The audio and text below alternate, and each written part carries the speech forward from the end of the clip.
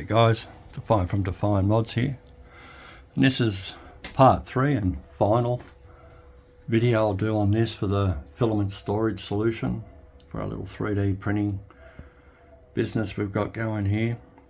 In the previous video you sort of saw it just basically set up with no filament in it, and now you it's pretty chockers, and you can see why I needed this. So this is basically just sort of the bulk of the filament out here now. We still keep a couple of hundred or maybe 100 or so rolls maybe inside, and that's just basically whatever we're printing with. And then there's another shelf in there that lights up that's still got a bunch of exotics in it,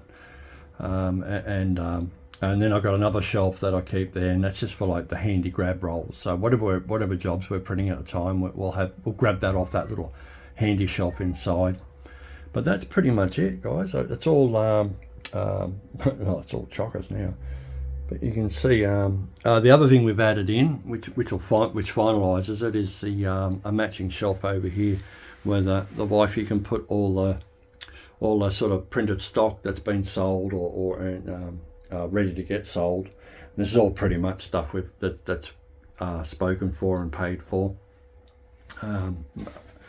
But this is a great little place where once she prints it, she can just come out, lay it out, put it on the shelf, and until she packs it up and sends it away. You can see we're already gearing up for Halloween once again. That's coming around the corner. That's usually a big one for us. We've got our 7-foot giant 3D printed Elvis in there, skeleton, and we'll add to that. We're going to do a couple of giant pumpkins and a few other giant candy skull bowls and a giant jack-o'-lantern and things like that. But for now, yeah, that's pretty much it, guys. It's a fantastic little room. It's great just to be able to walk in here, spot the color you want, grab it off the shelf, take it inside, print, bag it up, put a little thing of desiccant, bring it back out here. This room is pretty well controlled. We do have a little thing up top there, little moisture controller, but it's not really needed once these are all bagged and has desiccant. They were perfect unbagged. We had no problems, but we had a larger dehumidifier machine in here, a big massive one. It was a huge unit, and it was just getting too expensive to run. So it was a great idea, but we were finding that we were needing to leave it on. We chuck it in the bags with a little baggie of desiccant.